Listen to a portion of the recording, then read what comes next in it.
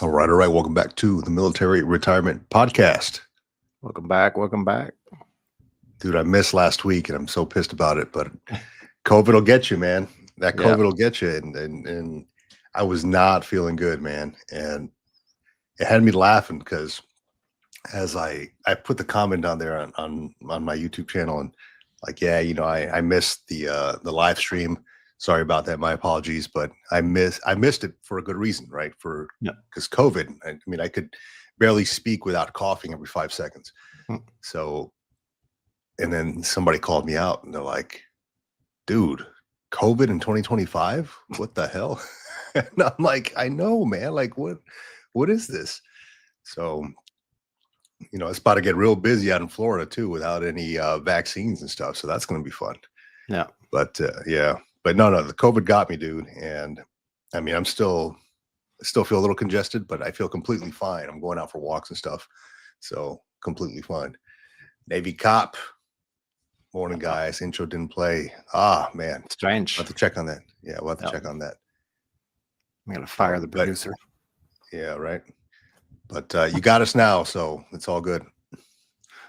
But yeah, man, feeling good now. Shoot, I was able to do a lot of things, getting the channel ramped up, trying to get a hold of different organizations, networking, things like that. So things are happening. Grateful to see. How about you, man? What's going on your side? Yeah, just a lot of the same. I did not get COVID, but definitely not COVID. That's good. That's a good thing. Oh man, I couldn't imagine. I never got it when it had. Well, I don't think so. I think maybe if I did get it, it was pre the shutdown. When I got really, really, really sick, I had to get rushed to the hospital, and I stayed in the hospital all day and did all the tests. I told the doc, I was like, test everything, blood, everything, test everything. And at the end of the day, they couldn't figure out what it was. And this was before the shutdown happened. So maybe October, November of the year prior. Right. But yeah, the whole time through, no problems. Took my little vaccines that I had to take either way because I was in the military at the time. And yeah, nothing with that. But yeah, same kind of stuff. Trying to reach out to folks, trying to line some things up. Always looking for interesting guests to bring on the show. And then also just working the channels. I think I might have found an in, or at least a foot in the door to the TAP program.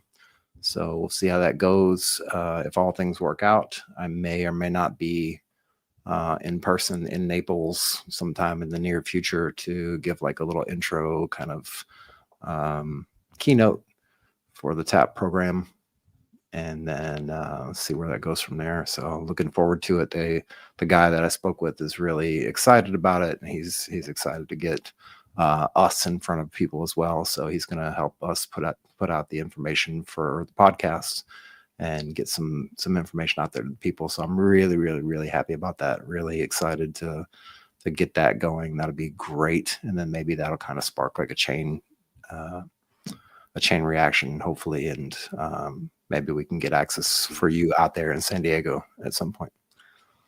Dude, you are breaking the barrier there, man, with God, who was it? Caliber Systems or Solutions or whatever. They're the ones that run that. They own that contract. And I was looking at, I was talking to that Army Ranger guy that I had on the show a while back, and he had mentioned he was trying to get information on government contracts. And I've done government contracts before, so I started looking at government contracts. I went on SAM.gov. There's a couple other spots you can go to see who's been awarded what. And that Caliber Systems has got a recurring contract. I mean, it looks like they win it pretty often or something. With TRS, with TAPS. There's another bigger one out there, but I mean, that's several millions of dollars. So we might have to get the Military Retirement Podcast into that. We got to get into SAM.gov somehow and get these contracts, man. It's no joke. That'll be interesting. It would be. So. But yeah, that's the big hurdle, man. And I'm glad that you're kind of breaking through that, man, because people need to know.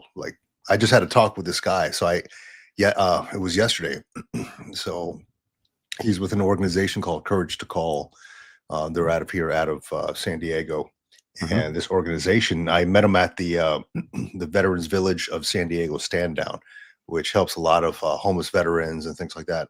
So this Courage to Call, they run like a veterans call-in center, call-in line, and they provide. Yeah, there you go. Excuse me. They provide a lot of resources, right? Like they have like the food banks and all that, food distributions. So when I was gifted a king size mattress from a sponsor on the Green Logbook. All I had to do was give them a shout out and all that stuff, and they gifted me a king size mattress. They let me pick out the kind of mattress and all that stuff, and you know how I wanted it. So of course, I picked out the most expensive one, and I have a king size bed right now. But I'm like, you know what? I like the way my king size bed feels a little bit better. So I'm not going to use that one. I just use the bed for the photo op and then put it in my garage. Then I called or I met these folks from Courage to Call at that stand down, and I was like, hey, look, do you guys take donations for mattresses? They're like, yeah. Like, what do you got, like a twin size? I mean, no, it's California King. Like it's like real thick because it has the springs and the cooling pad at top. And yeah, they sent the guy out yesterday, and you know, he picked it up. We put it in the little shrink wrap thing or whatever. Very cool, very cool. But yeah, all that to say, man, I was just connecting with these veteran organizations around here. Was happy to donate that thing. I didn't need it. I wasn't going to sell it. I mean, I thought about it, but I'm like, you know what? Let me give it to a family in need. Maybe there's somebody out there who just moved to San Diego, and San Diego's high cost as it is, and maybe they're not doing well. I'd love to give them this. I mean, the mattress was like valued at like $2,000 or something. I was like, just give it to them. They could just sell it and make a house payment. Yeah, right. Yeah, half a house payment. Exactly. So I mean, just give it to somebody who needs it, right? And they do like financial worksheets and all that stuff. They help out people with grants and all that. So I was happy to give it away to somebody, man. I mean, I didn't need it. I didn't want my kids using it as a trampoline in the garage. So I'm like, hey, look, let's get it out of here, whatever. But yeah, Courage to Call.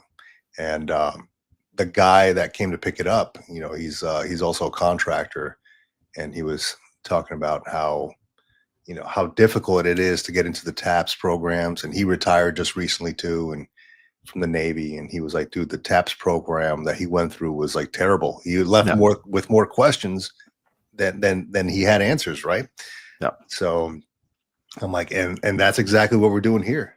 Come in on the live stream, I told him, you know, like join in on it.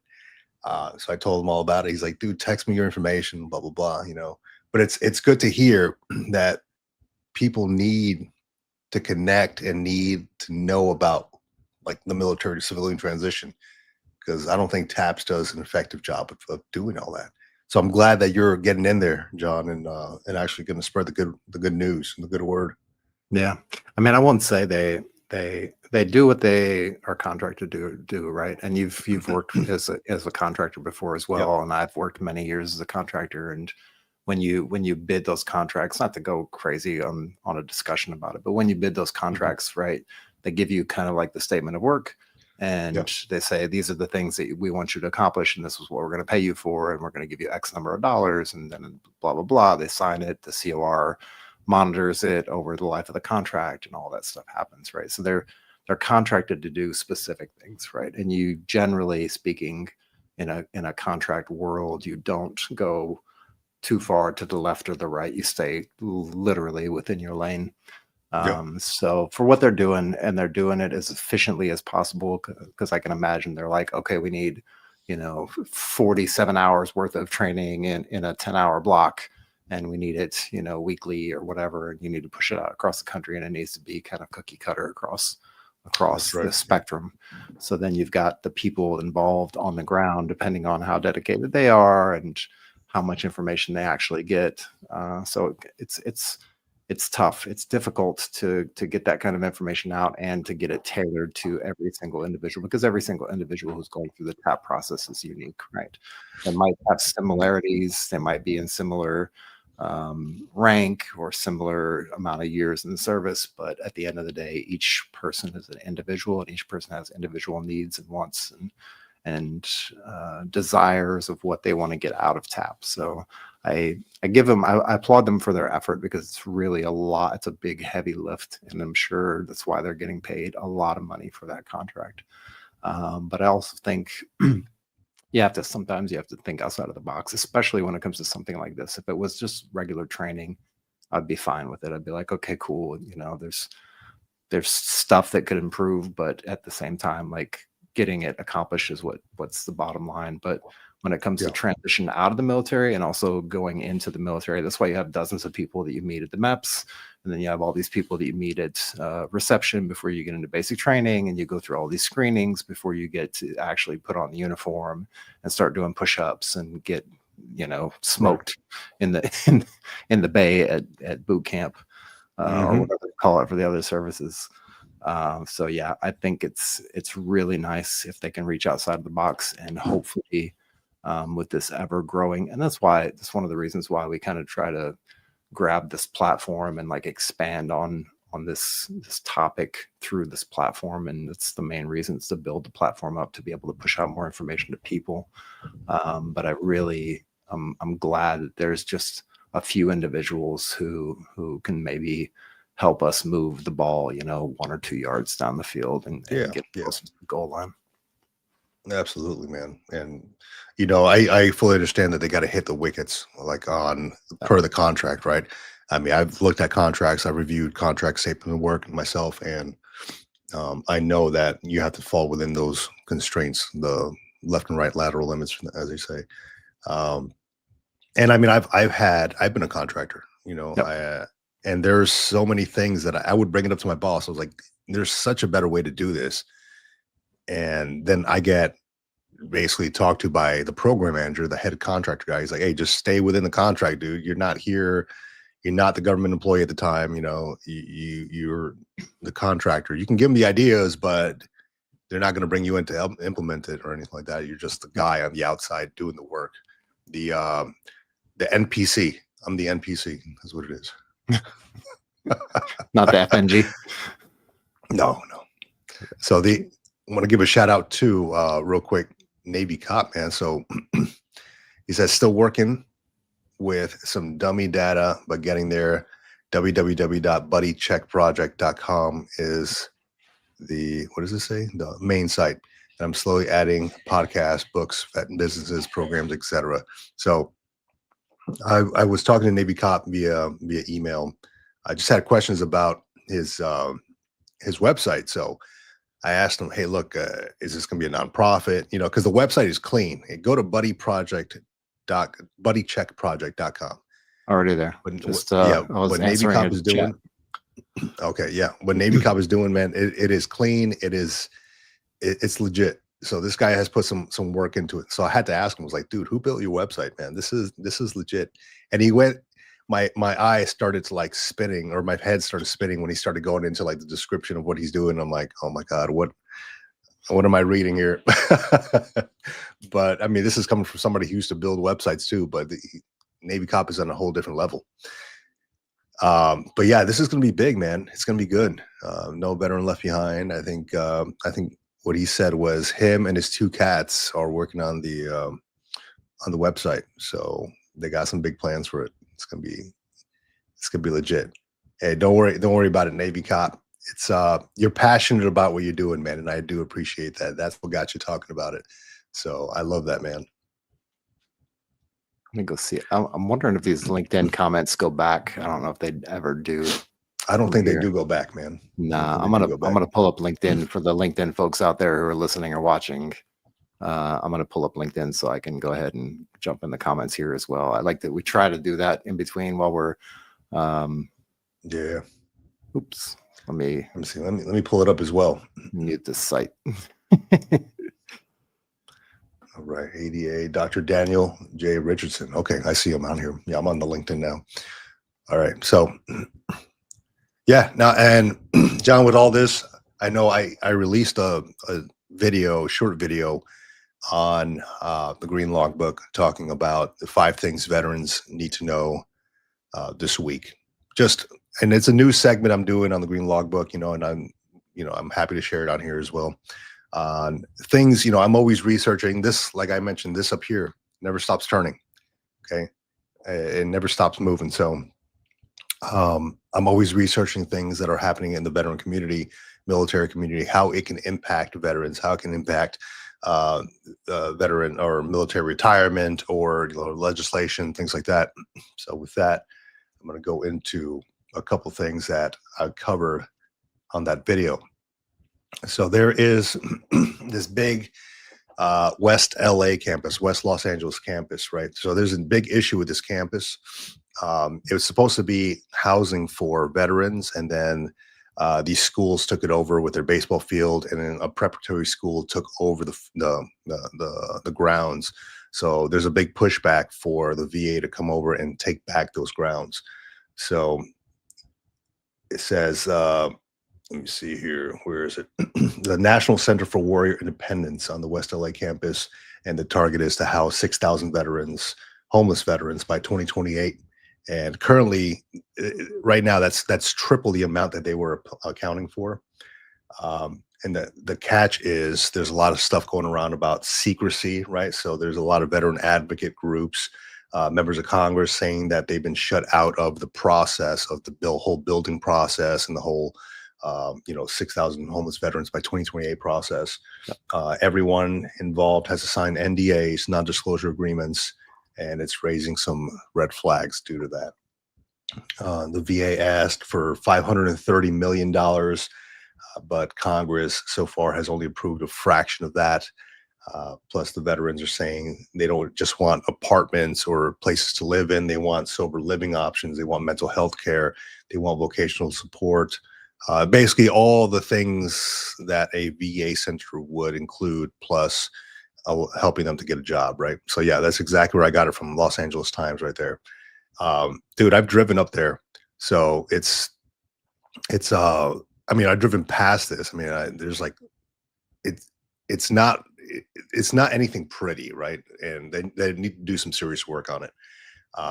And when I drove past it, I didn't know what it was. I was like, man, that looks like crap. Oh man, who is this guy? Dr. Daniel? I don't know. He's in the comments, so all good, man. All good. He's giving us his doctor opinions there. Yep. I wonder what I smell like. And yeah, let's see here. Next up, the VA could save millions by tracking medical gear better. All right. So there was a report that came out that says that the VA could save millions just by tracking. They're doing better accountability of their medical gear. There's wheelchairs, there's hospital beds, blood monitors, stuff like that veterans actually use, like at the VA facilities. The issue is that 5% of the equipment isn't tracked correctly. It's over $210 million worth of either missing equipment, missing from the records, or it's been misplaced, or I don't know. If you add in another, there's another 4% that's in excess gear. They're saying that by next spring, they're rolling out a central reporting system with stricter annual inventory checks, tighter oversight. And so basically then they're going to be revamping their whole CMR or their accountability systems. So this makes it that's legit. big. This is the IG report. You can get that is the IGB report right there. Yep. You can download it. It's I don't know, a few hundred pages, probably 43 pages. Yeah. So not bad. That's who the hell is this dude? There ain't no way that this dude's real, man. I don't even mind. It's kind of funny. It makes me chuckle. All right, it's beautiful. Next beautiful up, thing from LinkedIn. Yeah. So it's not on my LinkedIn, man. I don't know. You can't escape it. Yeah. Trump, President Trump, changed the name to Department of War, the DoD to Department of War. So the thing with this is it's still technically the Department of Defense, right? It's just because Congress is the only one that can change Department of Defense to Department of War, but he just added a secondary name as Department of War. Let me see. So, I mean, that's basically it. And I think Pete Hegseth, didn't he change his title to Secretary of War? Yeah. Something like that. Yeah. So Just happened. Yeah, that's all over the news. I mean, you can read that. I'm not gonna beat that down. So it is what it is. 1984. That's right. Yeah, little Orwellian stuff. Okay. The Pentagon funded research aided Chinese military. This one's kind of, John, I don't know if you can find a link for this one. I can't remember what it is. Yeah, I found it on Military Times. But there's a House report that says the Pentagon has been funding research that actually ended up helping the Chinese military between 2023 and 2025. There's about $2.5 billion in defense grants that went to research projects like AI stuff, hypersonics, semiconductors, propulsion systems, and over half of those results had ties to Chinese institutions connected to their military. So essentially, what it sounds like is that the U.S. taxpayer was may have been boosting the competitors' tech advantage. So it's a serious national security issue. They came out with a recommendation on this saying ban Pentagon funding for any research tied to China's military and tighten oversight across the board. So you can read more about it online. I don't know if you can find, Associated Press, I think is where I found it. Yep. Yeah. So let me see here. This guy, Dr. Daniel Richardson. I don't know, man. It's 8:24. I don't know if we should be indulging in our that's your LinkedIn, man. That's not mine. I don't know who this dude is, man. Lastly, the Harlem Hellfighters were posthumously awarded the Congressional Gold Medal. This one was cool. I had to do some digging on the Harlem Hellfighters. And I heard of them before. I didn't know too much about them, but then after seeing this article, so they were part of the 369th Infantry Regiment from World War I. The soldiers spent 191 days in combat, more than any other U.S. unit in the war, suffered over 1,500 casualties, fought bravely overseas while facing racism back home, and then they earned their name, the Hellfighters.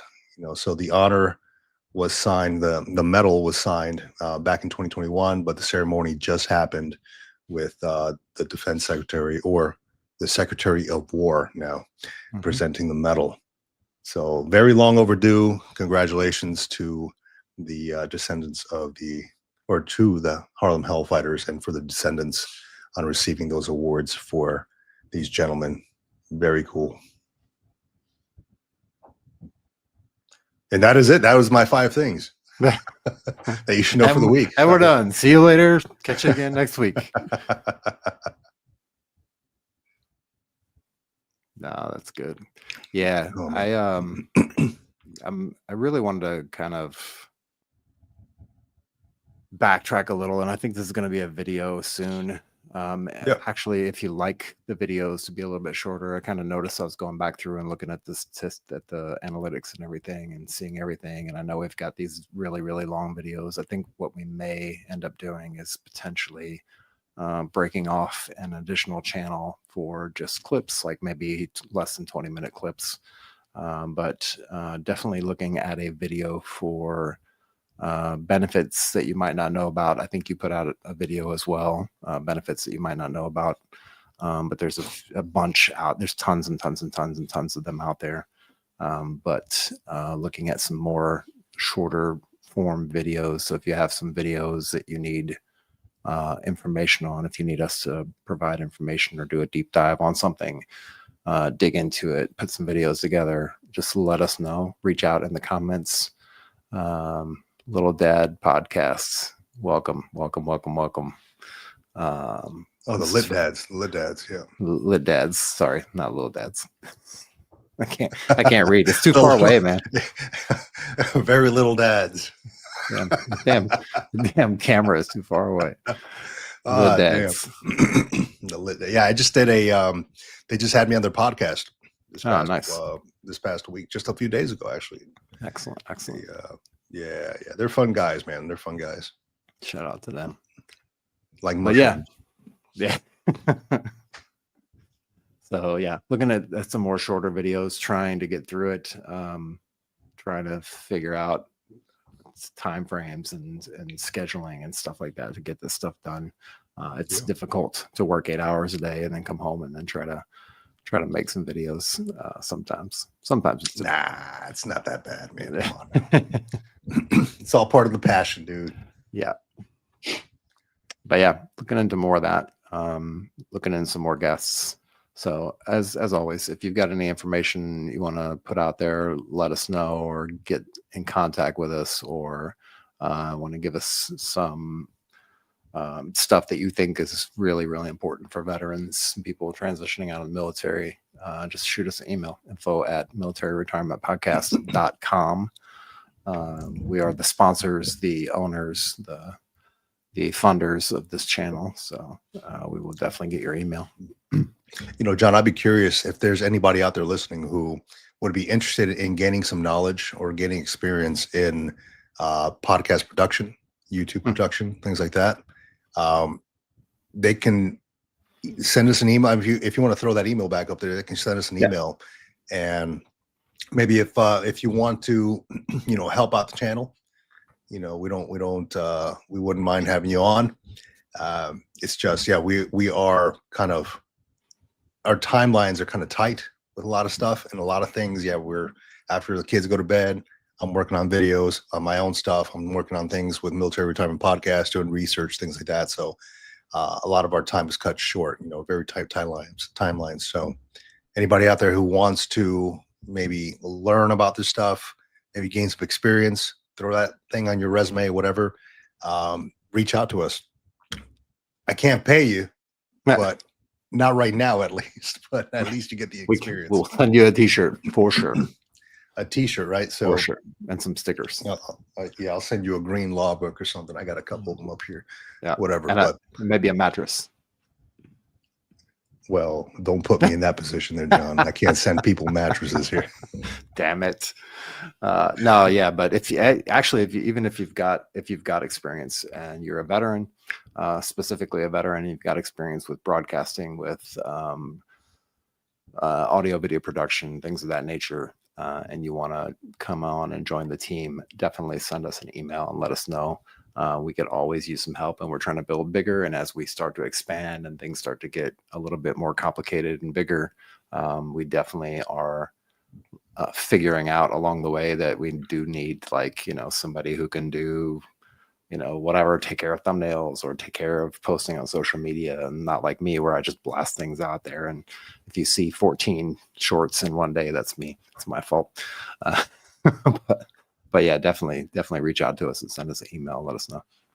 Yes. Yeah. So that's going to be fun, dude, because I found myself spending a whole lot of time.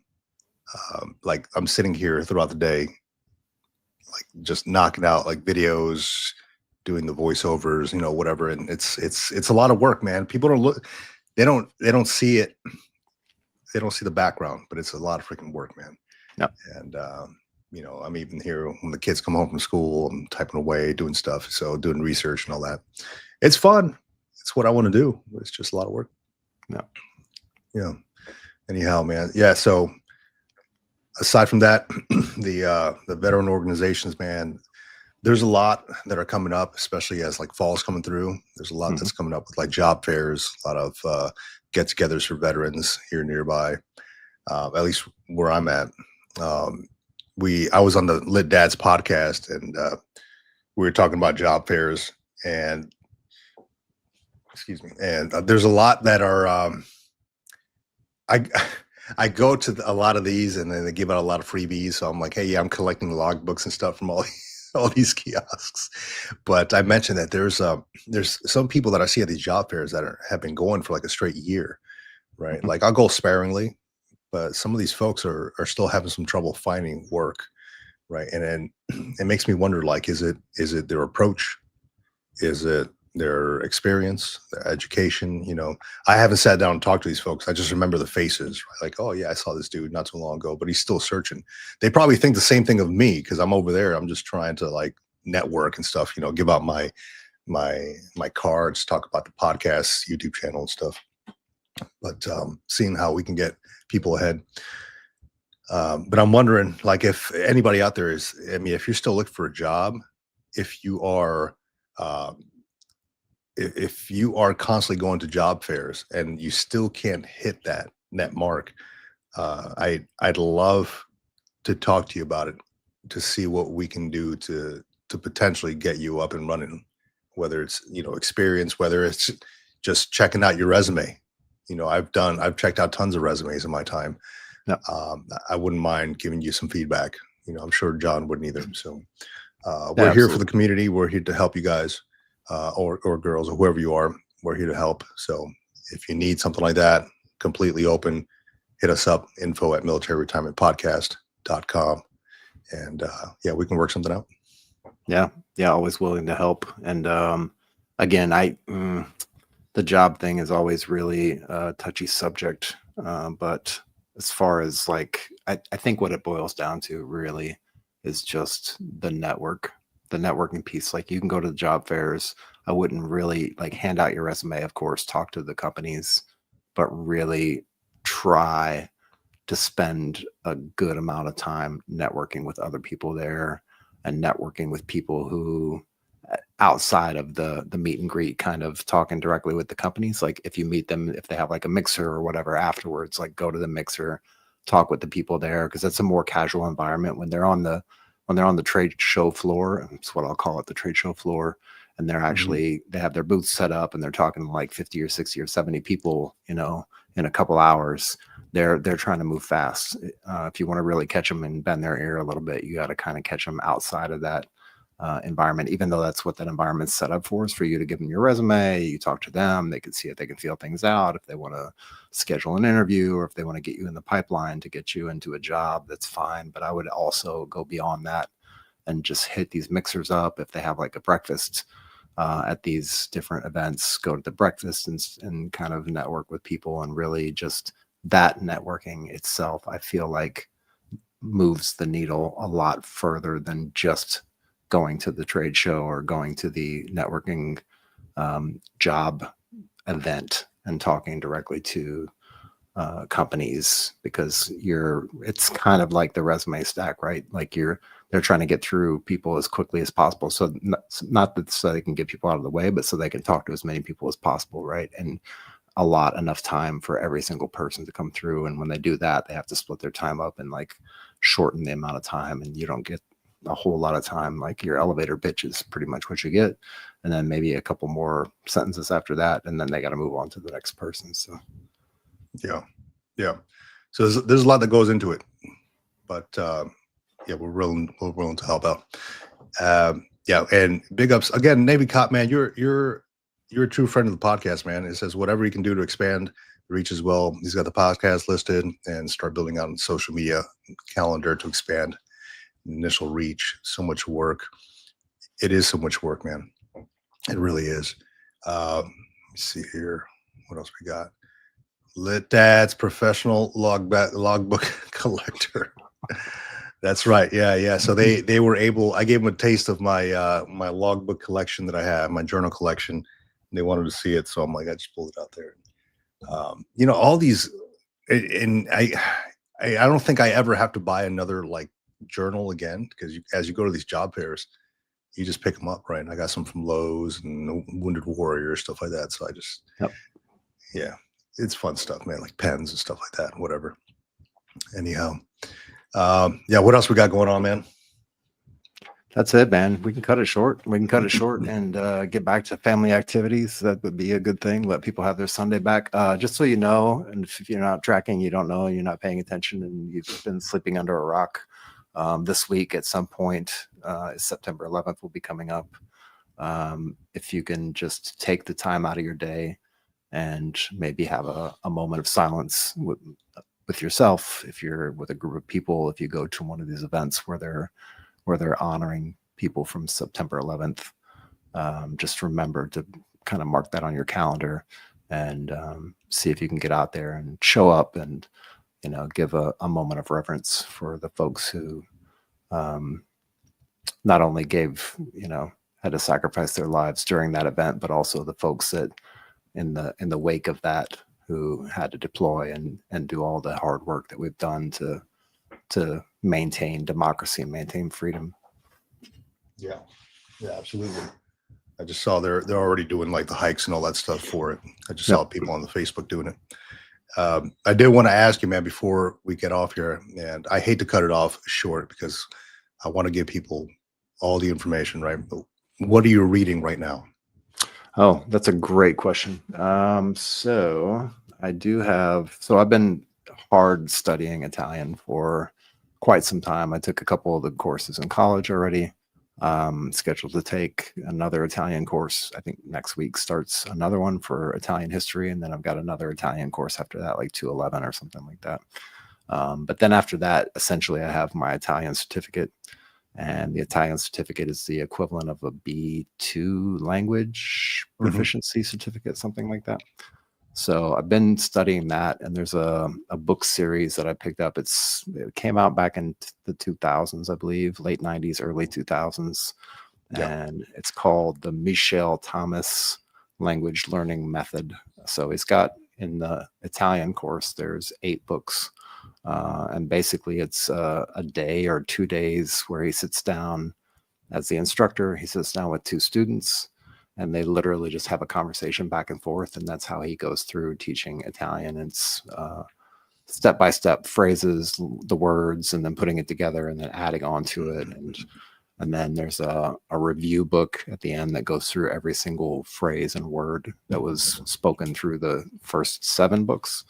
So I've been reading that pretty much every single day, at least for 30 minutes, an hour.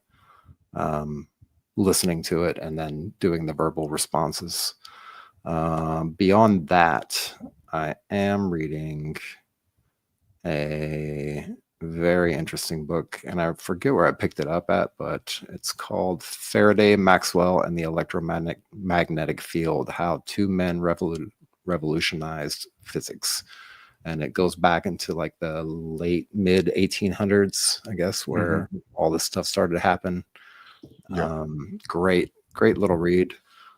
Historical kind of bibliography of what happened and who talked to who and what letters were sent and who went to what parliamentarian shindig to hobnob with people, and how the ideas got written down and the science got passed around, and how the the church and everything that kind of ran things before science actually became a thing, before the scientific method.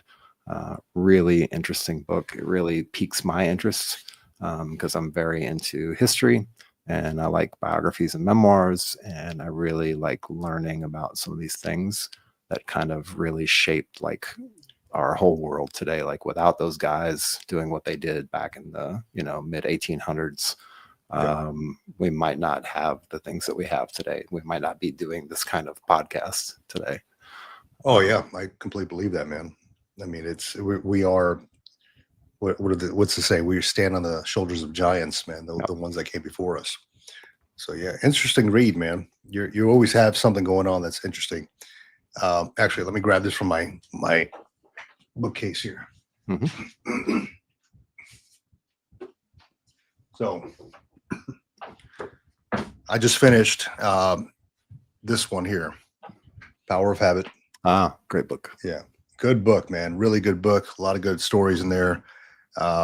It took me, maybe over the course of maybe 2 weeks to read it, because I was kind of like, I like to dive into other books. Sometimes I get bored of reading one thing, and then I'll jump back into it, and I'll sit back here in my little reading chair here and just that's where I feel comfortable. So I just get into it. I got other books here. So I was given this by my wife. She just finished reading this one. I'm not a big fiction reader, but something about this one, especially with the movies coming out, kind of sparked my interest. And it's called The Long Walk by Stephen King. So they're coming out with a movie on this one. Yeah.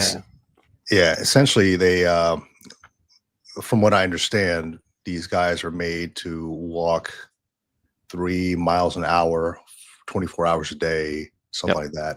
And I don't know exactly where that goes from there. My daughter and my wife read it together, and we're having a book discussion about it at the table. And I'm like, I'm lost. I don't want to be lost. Give me the book. I want to read it.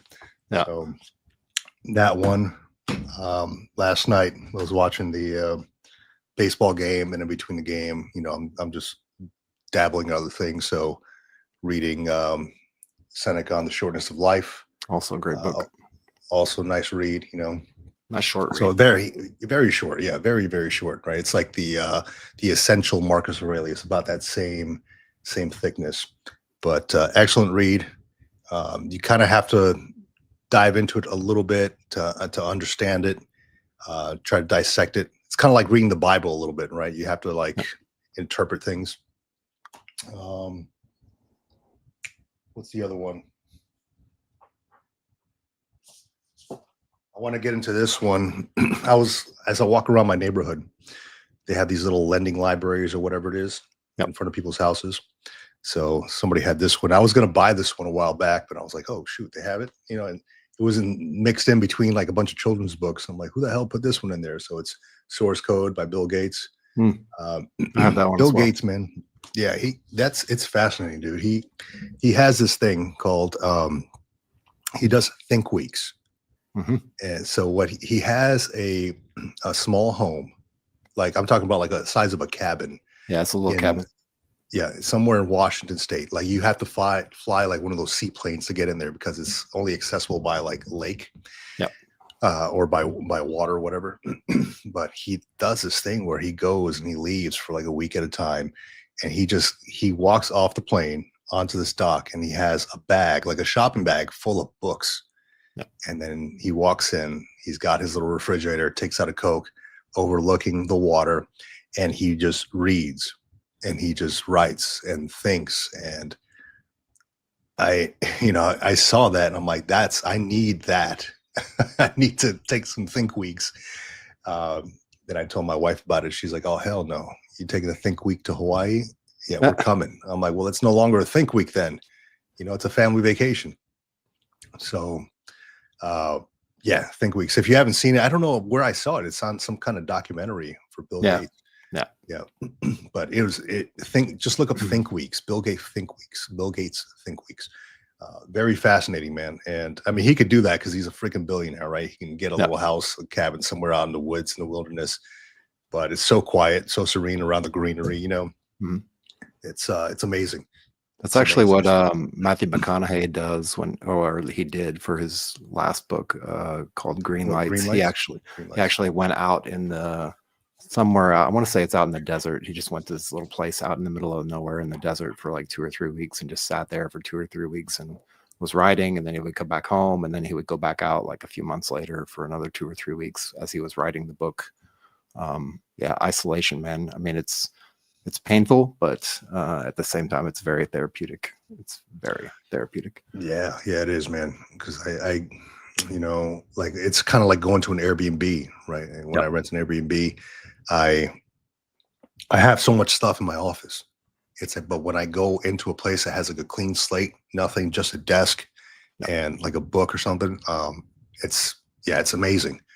I took a trip to Annapolis not too long ago, and our hotel room had a view of the Capitol building. But it was amazing, man. It was a clean hotel room. I got so much done there, while my kid was going to the Annapolis summer thing. And man, it was an experience. Actually, let me see if I can find a photo of it, man. It was such a good view, man. I had to like take a photo of it. I'm like, there's no way I can't not. It wasn't the Watergate Hotel, was it? The Watergate? No. No. I do want to address while you're looking for that. I want to address this real quick. Hopefully he's still on the live stream with us. LG 1914. Oh wow, beautiful. That's amazing. Yeah, that was my view from the hotel there in Annapolis. Simple. Yeah. Okay, go ahead. Sorry. Yeah. LG 1914. Hey guys, how are you? First timer on the show, but medically retired in 2023 after 22 years and was recently approved for VR&E. Any pointers? Thanks.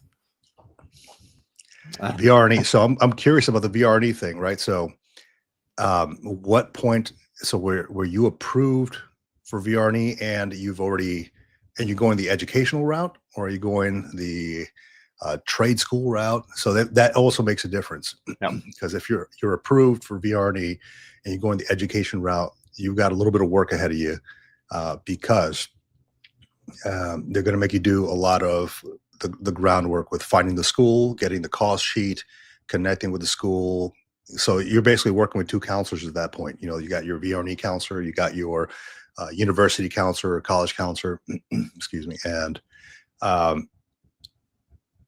you're gonna have to give them a cost analysis. You know, you have to break everything down and answer all the questions. So you're kind of like the middleman between these two guys.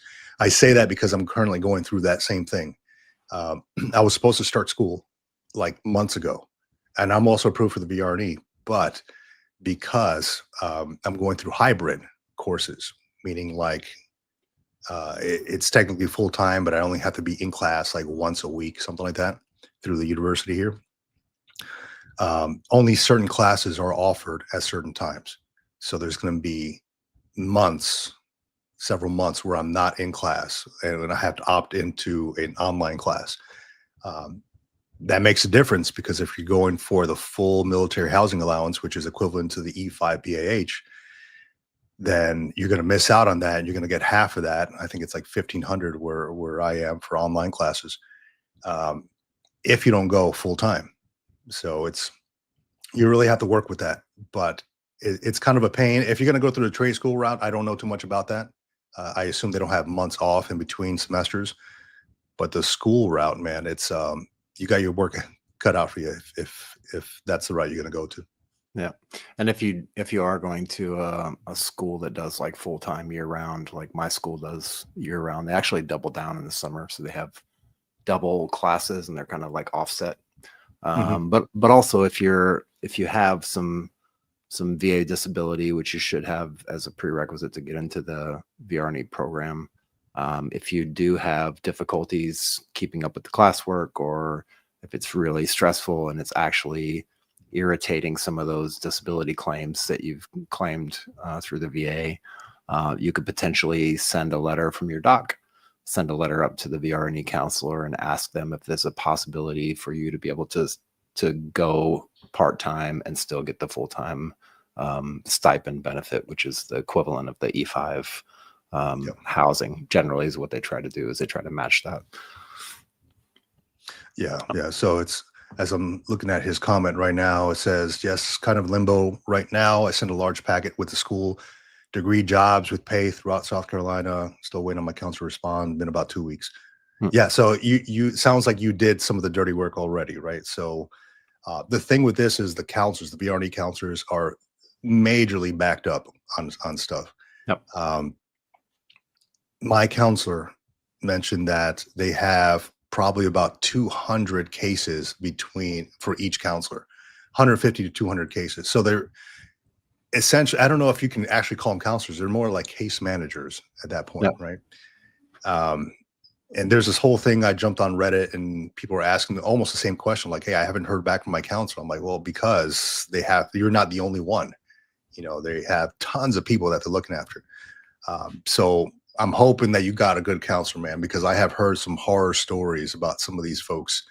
And at least mine, when I started, my counselor was, I don't even know where this person was. And then like a few days later, I connected with another counselor because they basically farmed me out to somebody else around California because this guy was so backed up. So hopefully they answer back sooner than later. I mean, I would probably message them or email them again, probably like every week, just to make sure like you're on their radar. But you definitely don't want to fall off, man. Yeah. And if you need, I mean, if you've already gone through the process, but if you haven't gone through the process and you need to go through the process, or you're trying to look at VR&E, if you look in our book, in the hard book cover, I don't have the digital one pulled up, but it's like page 22. We have a one pager that basically breaks down like the VR&E process and educational benefits. It's a really quick, just informational snapshot of what you need to keep in mind when you're applying for any of these educational benefits. Of course, the VR&E is not an educational benefit per se, but there are ways to utilize it in a form of education so that you can then get into a career field that maybe you weren't in previously, that you're trying to learn a new career field or move into a new career field. That's one way of them to be able to get you there, is to pay for the school stuff. So just keep that in mind. Yeah, I'm glad you brought that up, John. I'm working on like this master class right now. Again, this stuff never keeps moving up here, right? Working on this master class on how to get approved, or the best route to get approved for a degree plan, for an education plan via VR&E. I've talked to so many people that are like, yeah, I got denied. And I asked them, why did you get denied? What is the wording that you put out there to your counselor? Like, how exactly did you word this? I got approved on my first time for a master's degree, right? And simply because I had everything. I'm overly organized when it comes to this stuff. I mean, I went to like my CMP exams with everything tabbed out and flagged and highlighted and all that. So the doctor's like, what the hell? Never seen this before. You got to be overly organized with all this stuff. The less work your VR&E counselor has to do, the better your chances are, I think.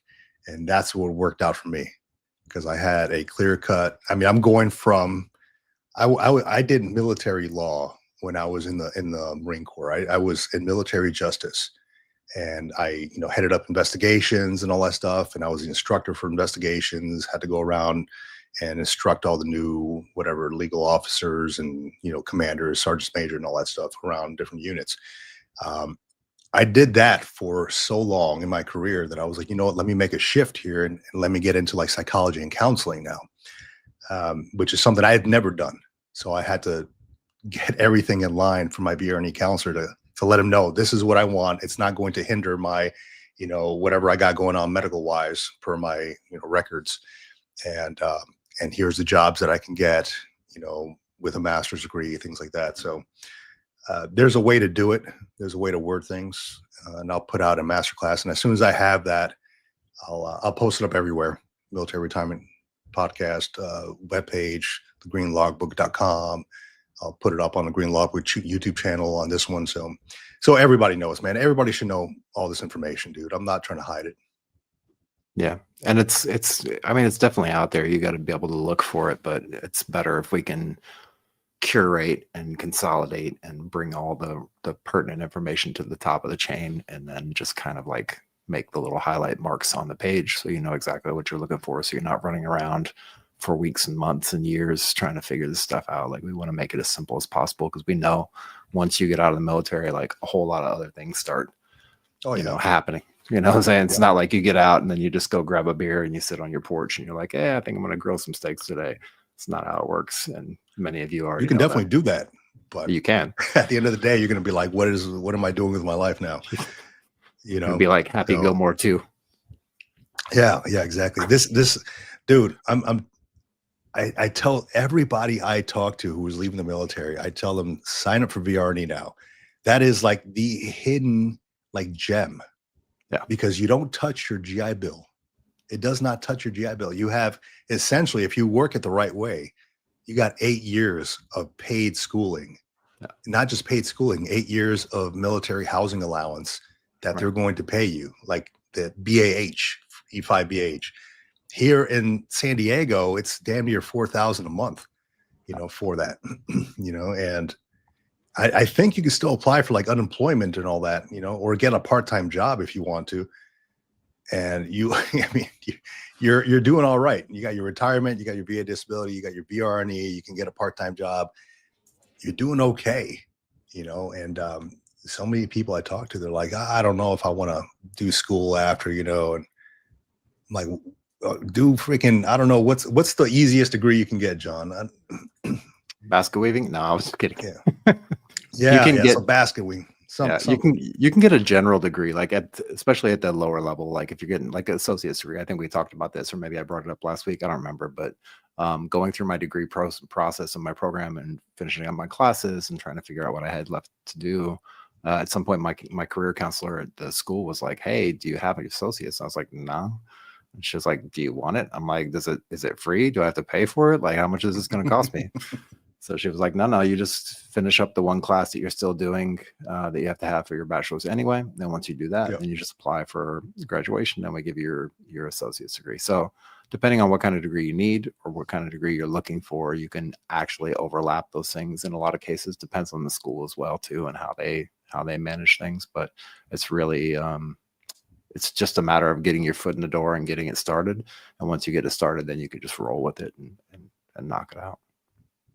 Yeah, and John, I think it'd be worth it to mention retroactive induction as well for folks who don't know what that is. Like if you've used your GI Bill already, and then you're signing up for VR&E, get approved for VR&E, there's a chance that they can backfill. I don't know if that's the right word, but they can give you back your GI Bill time if you sign up for this retroactive induction under VR&E.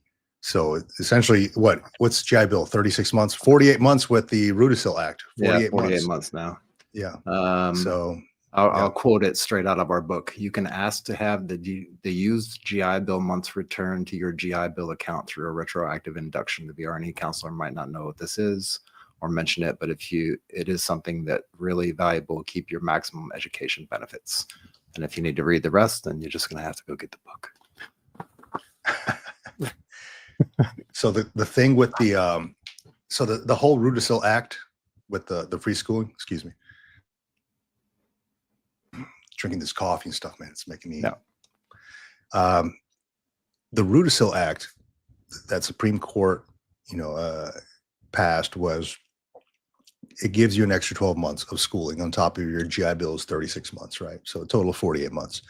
The thing that people don't tell you is it's not automatic. You got to go on the VA site and you got to sign up for it if you want those extra 12 months. So I was looking at it. I was like, after it was passed and all that stuff, I was like, where the hell is my 48 months? It only says I have, 35 months because I had, given a month to my wife or whatever. It wasn't there. And I'm like, okay, well, I did some digging, and yeah, you got to sign up for it. They're not just going to give it to people who don't sign up, right? Automatically. Yep. You got to sign up for it. So, yeah. And let's see, where can I find the book? LG Dropping the link right now. LG 1914. Yeah, there you go. It's on Amazon, probably the lowest priced book you can find on Amazon, man. I think it's like $2.99. We just really want to push out the information to folks. It's fun for us. We love giving out this information. We would love to do like a road show and just freaking talk to people about it. That'd be awesome. Yeah. Everything that they don't teach you at TRS and all that. But it is what it is, man. I mean, in this platform, we can reach the masses. It says lit dads. I've been waiting for my approval to come back. Oh, sorry. We were reading that. No, go ahead. Go ahead. I was waiting for my approval to come back. It's been 2 months since I applied.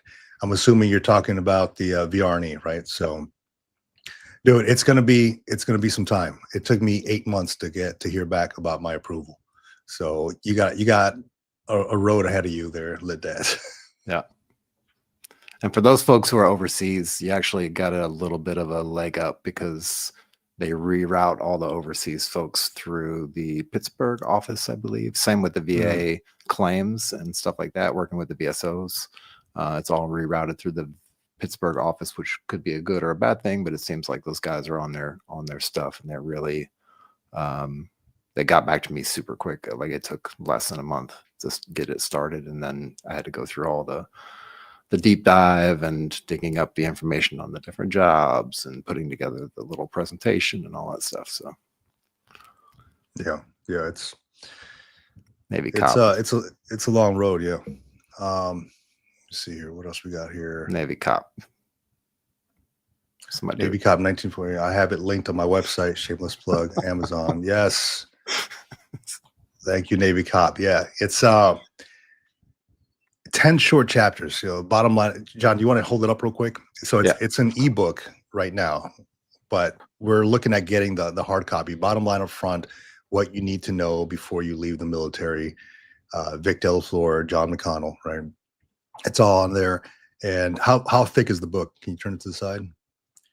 It's not very thick. 10 short chapters on things that we wish that we knew when we were leaving the military. And we wrote it. I think we're going to come out with a volume 2 or version 2 coming up pretty soon. But for right now, this one is still relevant, still good. The ebook is available on Amazon, $2.99. Probably if you got half Kindle a cup. Unlimited, you can get it for free. Yeah, half the cost of a cup of coffee. Kindle Unlimited, if you got it, completely free. We just want to make it as easily accessible for everyone at the same time. Cover costs for our stuff here. That we got to do. I like this. Actually, live collaborations. Yeah, let me turn this. I'm going to turn this thing on. So, where's the live? I'm going to turn on the green logbook, the monetization for the live stream here. I always forget to do that, but it's essential, man. I mean, I'm going to, whatever we can make to help out the channel, whatever it is. That reminds me, I got to forward you a couple bucks there, but whatever we can do to help the channel grow for the masses, we got it. And as you see, we get to help other people out as well with kind of checking out their websites and I really this makes my Sunday like complete every week. Even if we only help like one person in the chat or somebody asks a question and we get to tackle it, like that's really satisfying for me. It's fun, dude. Not only do I get to splash coffee in my face every Sunday in the morning with a bunch of freaking veterans and stuff, I get to talk about trash that I'm excited about that we can push out to the masses. It's fun for me. It really is. We need to come out with another book, man. I'm thinking about it now. I'm like, we need to come out with another one, maybe on like a subject itself, how to like VR&E or actually, here we go. So SPP, let's talk about that. Survivor Benefits Plan. Okay, I got it open. Where is it? Right here. You're trying to cancel it, right? Yeah. So I'm actually making a video about this week on the green logbook. Actually tomorrow I'm looking to drop it. Ending SPP after retirement. Okay, so a lot of folks don't know this, but you can actually cancel your SPP. When you go to pick up your DD-214, you have to sign up either opt into SPP, Survivor Benefits Plan, or opt out of it. If you opt out of it, you can't really jump into it again. If you opt into it, it kind of locks you in, right? Yeah. And if you have, if you have life insurance, like for me, I got life insurance. I got it after the fact, right? So it's a little bit higher than normal, than it should be before I did my VA claim and all that. But I have life insurance, and the life insurance is less than what I'm paying out for my SBP, my Survivor Benefits Plan. And it's a percentage right there. But the thing is, with the life insurance, if something should happen to me, it'll pay out a lump sum to my family, right? Through, I think I have it through like USAA, not sponsored. It pays out a lump sum. If we go with the SBP only, it pays them like $1,500 a month. And it's not a lump sum. It just gives them a month. So the time it would take for that SBP to catch up to that term life insurance lump sum would be years. And I'm like, why do I have both? I already have a huge amount in this life insurance. Why am I paying damn near, I don't know, $500 a month for both of these? Let me cancel one. So there's a point in time where you can cancel your SBP. It's between your 25th month through the 36th month or the third year of your retirement, or if you have 100% VA disability after 5 years that you've had SBP. The crap with that is you don't get any of that money back. Like once you cancel it, you're out of SBP. Yep. You don't get any of that money back. So it's kind of a pain in the ass, but I've been doing research on how to end this thing, because if you miss these time frames, like you're in it. Like there's no other way that I've read that you can get it out of it. If somebody out there knows, please let me know, because it would take like an act of Congress to frickin' cancel this crap out. Yeah, Yeah, and so I want to bring this up real quick since it's been brought up in the chat by Bruce Daniel about the SBP specifically. This is specifically Army, so it depends if it's Army, Navy. I'm not sure if it's equally the same across all the services, but this covers Title 10 and Title 32, as well as full-time National Guard duty. I think that's Title 32 and National Guard, but we'll just assume that it is. So basically, this is the page. I'll drop a link in the chat for you.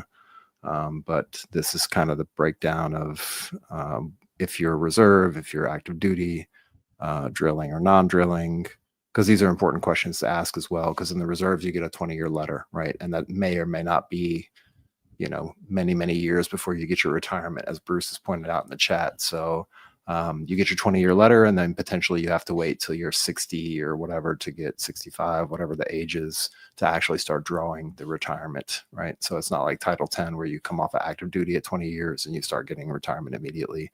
In the reserves, it's a little bit different, and that's why a lot of people stick around a little bit longer. Some people do extra tours if they can. Some people actually you know, go from one rank to another rank depending on what the situation is. I've seen various versions of retirement in the reserves. And we had a guest on not too long ago. If you look, and maybe if I'm redoing this video at the end, I'll drop a link up in the top there somewhere so you can find it. I'm talking specifically about Title 32 retirement and transition stuff. So this is the page. I'll go ahead and drop the link down in the chat. But yeah, it looks like you can opt out of it, but you'd have to just dig into this. And if you have a retirement service officer in your unit or somewhere around your location, you can talk to them specifically and they can give you the details for sure. Yeah. Real quick, I'm going to let me bring this one up here. Lit Dad's podcast. I think a lot of people would love to get out of SPP, especially if they have life insurance. Yes, I agree. And oh gosh, what is actually, you know what? Stick around for the video. I'm going to be dropping the video tomorrow, dude. I'm not going to share too much about it. There is a way, and a retiree, if you're retired, can discontinue or withdraw SPP participation under two circumstances. Okay, you can have service-connected disability. This is qualifying under VA disability. Have a service-connected disability rated by the VA totally disabling for 10 or more continuous years, or have a totally disabled rating for at least 5 continuous years immediately following the last date of active duty. So there's several ways to go about it. It's just, you got to hit the timing just right, man. Because if you don't, I mean, you're locked in unless you have that VA disability for over 5 years. And that sounds like a tricky catch too with the PNT, because it said, I think you said it has to be immediately after you come off of active duty having that 100% PNT status, right? Yeah. So it says the retiree has had a total disability rating from the VA for at least 5 continuous years immediately following the last date of active duty. So I mean, if it was like 6 years, if it was 7 years, I don't think it would matter, right? It just has to be 5 continuous years, you know, so immediately coming off active duty. So if you are, I guess, BDD, you know, if you're rated PNT on your 2nd year, that's not 5 continuous years. Exactly. So, yeah.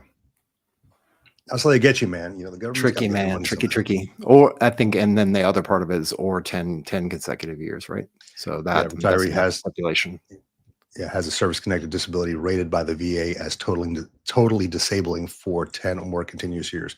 So if you don't have that 5 continuous years after you ended your active duty, you got to wait for that 10 year. Yeah. So that's 10 years of paying like $250 a month. Yeah, that's a lot of money, man. 10 years. But anyway, there's options. You got choices. You got ways to get out of it. I'll be dropping that video tomorrow on the Green Logbook. I'll share it also on Military Retirement Podcast to let everybody know out there that you don't have to be stuck in this crap, because if you don't want to. But there's ways around it. And we're finding out ways, man. If there's a way, we will find it. Yeah. Awesome. Well, good thing we stuck around. Yeah. So good thing we just kept coming up with stuff, right? Yeah. Let me see. Oh, let me see what's he got here. Have you guys ever talked about the new retirement plan versus legacy? Yeah, we have.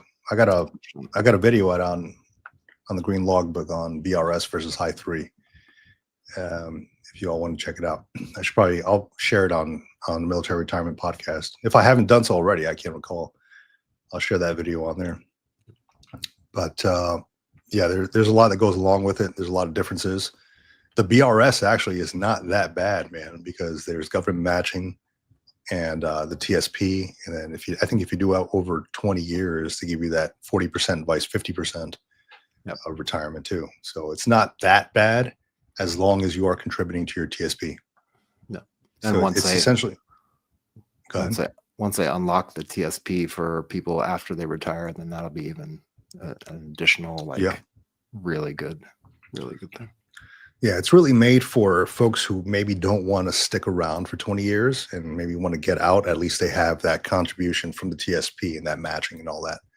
So it was really made for that. Like, hey, if you're leaving after 4 years, 8 years, you've served your country, but you're leaving with nothing, right? So in this case, the BRS blended retirement system, you're leaving with something, which is the government contributions, similar to a federal employee. Federal employees have up to 5% government contributions, something like that, towards TSP. So that's fun. But yeah, there's the videos on there on the green logbook, and I'll share it on the military retirement podcast as well. Good stuff. Let me see what other questions y'all got. I love that, man. Just blah blah blah. Second half of the show is always the best half. Yeah. So I'll tell you what though, and this is on the green logbook side. I'm nearing a milestone here, and I'll be doing a giveaway. Let me see what are we at right now. Gosh, here we go. Stop sharing that. Let's share this guy here. Come on, you. Oh, here we go. Share. Okay. Trying to share it without giving all the info out. Okay, so there is the I'm at 5926 on the green logbook right now. So I'll be doing a giveaway for the 6,000 mark here. So I'll announce it. We did a giveaway not so long ago when I think it was like 4,000, and that was probably like last month or something. So gave away one of these guys from commemorative concrete. It's like a big chunk of concrete, commemorativeconcrete.com. Awesome work. But we did a giveaway on that one. This time around, I'm teaming up with a leather company and doing a giveaway. They're making me some custom stuff. So it's going to be legit, man. It's going to be awesome. Custom color, all that. The leather is awesome. I'm not going to share what it is yet. I will announce it. But hey, if you want in, follow, subscribe, Military Retirement Podcast and the Green Logbook, and for your chance to win. Coming up at about 6,000 subscribers, which should be hopefully next week after, maybe. I don't know. We'll see. Beautiful. Yeah. And the best thing about it is this leather company does it all by hand. He's a Marine, active duty. I saw what he does, and I'm like, I want to promote your page. I want to promote your business.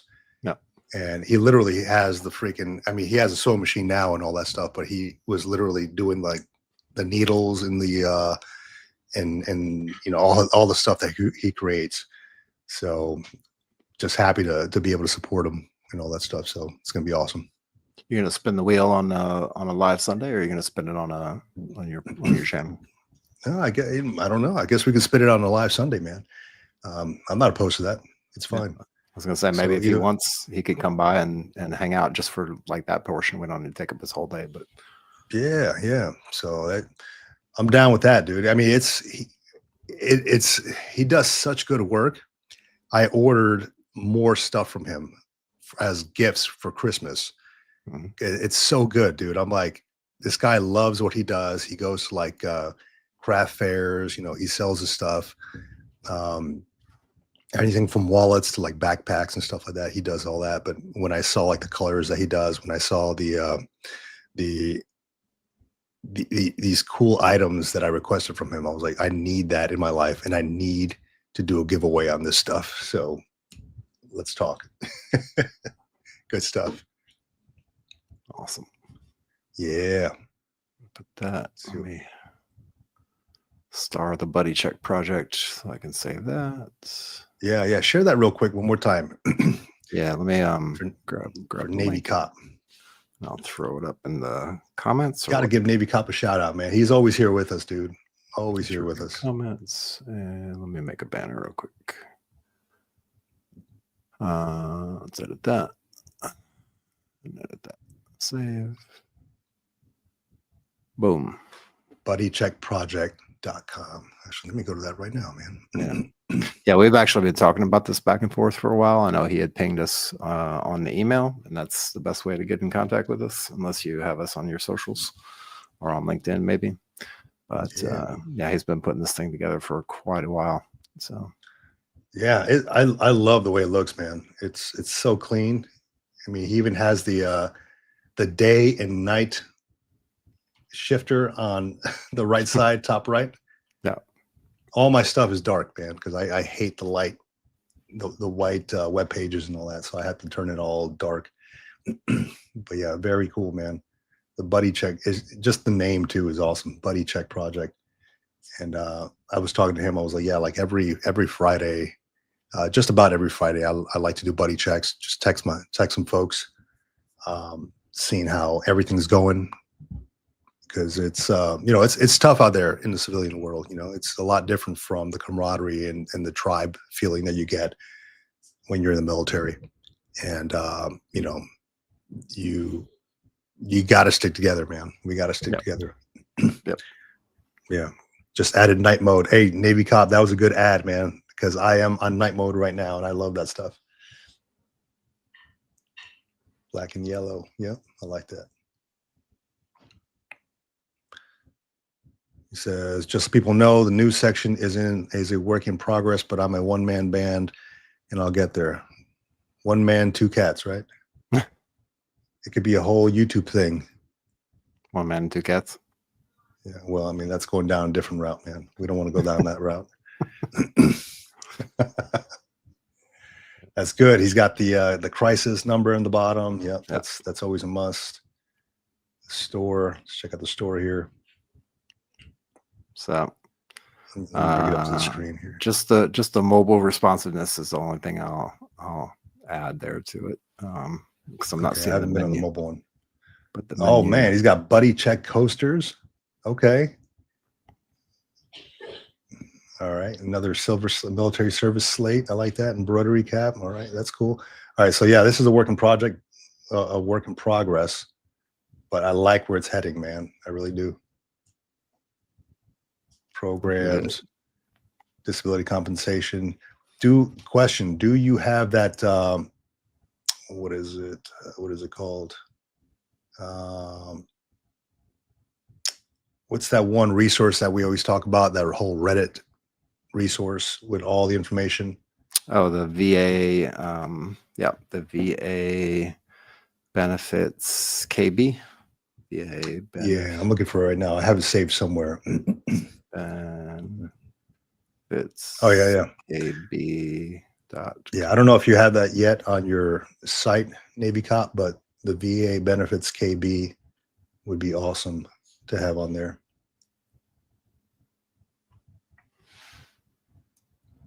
And the VA I see you got the VA whole health program. Dude, that is an awesome program. I was just looking up some information on this. Dude, they will send you to like yoga. The VA will send you to yoga. They'll send you to do archery, kayaking, all that stuff, man. It's legit. I'll share here this one with the group here. Gosh, where is it? This is the one, the VA Veterans Benefits KB.com. Yeah. Great site. Excellent site. So I'll tell you what, for anybody out there listening, I I did some digging on some little known VA benefits, and actually I'll put it on here. Little known VA benefits, and it's this one right there, right in the middle, 16 little known veteran benefits. There's a whole lot, man, that I had never even thought about. Perks, you can use. Mug over there talking, but a whole lot that I never even realized. Like, gosh, I think I got the list somewhere on here. Anything from orthopedic shoes, custom pillows, skincare consultations, acupuncture, IVF treatments, federal business opportunities.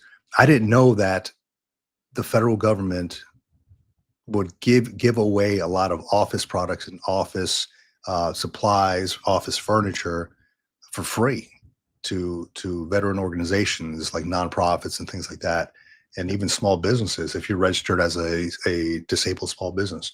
So this is a big thing, man.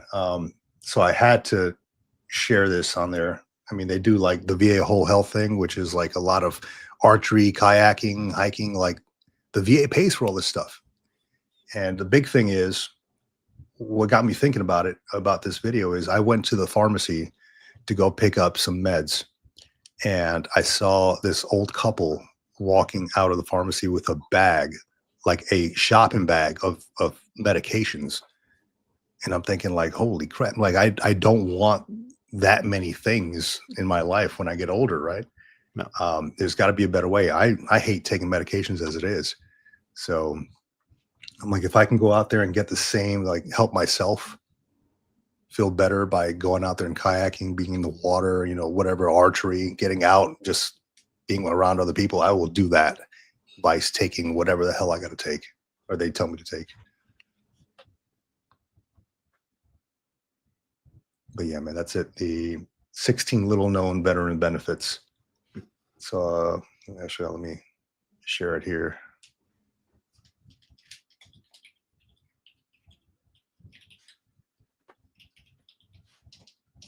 And if you want the a copy of the list, it'll take you to the green logbook. You put in your email address, and then you'll get access to the Google Doc on there. So pretty easy.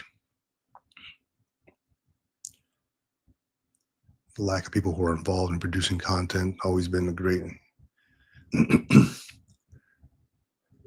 We're involved in producing content. Always been an issue with the VA due to a budget. Yeah, it's going to continue being an issue, I think. But I think if more people get involved in that, then they'll start looking at it, because it's all about money, right? It's all about the funding. If nobody's using it, they're not going to fund it. So the more people that use it, the more they're going to fund it. Yeah. So hopefully it works. Hopefully, I'm going to talk to my own VA doctor about it this coming week. Because when I saw that they can give you like custom pillows, like for GERD and stuff like that, if your stomach hurts while you're sleeping, if you got sleep apnea, they got these custom pillows where you put your arm on the inside and like you lay down, and like body pillows. I'm like, they can assign this stuff to you, dude. I'm like, I sent a message to my VA doc already. I'm like, hey, look, my sleep sucks. I mean, I'm constantly, I can't even breathe, and I had like surgery in my nose before I got out. I need one of these pillows. I'm constantly readjusting, I've aged like 10 years in the last year. Yeah. No one knows about this. Yeah, exactly. Yeah. TRS. So yeah, I need one of these. So if you go to, watch the video, man. But if you go to, let me see, the VA uses this company to assign the pillows. Oh shit. Let me, here we go. Look at these things. Look how happy these freaking people are. Look at the smiles on their faces. because they got these VA pillows. Look at this. Nobody's that happy. So, but yeah, and at the bottom here, you'll see they have where is it? They had a VA little freaking, anyway, somewhere on here, somewhere on the website says VA approved or something. I'm trying to find it. Anyhow, yeah, so shoulder relief systems, you can get acid or reflux relief systems. Look at this. Look how cuddly this dude looks. All right, therapeutic body pillows. Look at that. Sleeping with a question mark. But yeah, it's there, dude. I mean, this is what the VA assigns. Go and ask your doc about it. Hey, I can't sleep right. Can I get a custom pillow? Or can I get one of these girder pillows or whatever? It's there. So all you got to do is ask, right? You never get anything unless you ask. That's right. Yeah. Anyhow, we've taken a lot of time. Hopefully this has been worth it. Please join us every Sunday at 8 a.m. Pacific Standard Time on the Military Retirement Podcast, also streamed on the Green Logbook, streamed on LinkedIn, on Facebook, all the places. If you want to get a hold of us, if you have a story to share, if you got something cool, if you want to do a sponsorship, a partnership, etc., hit us up on info@militaryretirementpodcast.com, and we'd be happy to hear you out. We'd be happy to join forces if you have something good for the veteran community and the audience. Let me see. Aside from that, 1,000%. Yeah, I drop videos on the Green Logbook probably once, twice a week, usually on Mondays, and then shorts after that. So follow me on there as well if you want. And yeah, we're here for the veteran community. We have our book on Amazon called Bottom Line Up Front, What You Need to Know Before You Leave the Military. Yep, there you go. So it's currently an ebook version. We're trying to get it all situated for the actual book version, the cover, the hardcover, or the soft cover, excuse me. But it's yeah, more to come on that. But right now it's the ebook version, super low price. It's like $2.99. We just really want to get the information out there to the masses, things that we didn't know when we were leaving the military, and we just love connecting with the folks, fellow veterans out here. Look out for an upcoming giveaway when I hit 6,000 subscribers here on the Green Logbook. That's coming up pretty soon. So happy to give something away to the veteran community. Aside from that, it's been great. I love this. I love the Sundays. Highlight of my, one of the highlights of my week, man. That's right. With that, with that, hit us up if you got anything. Enjoy your Sunday out here. Talk to you later, everybody. Out here.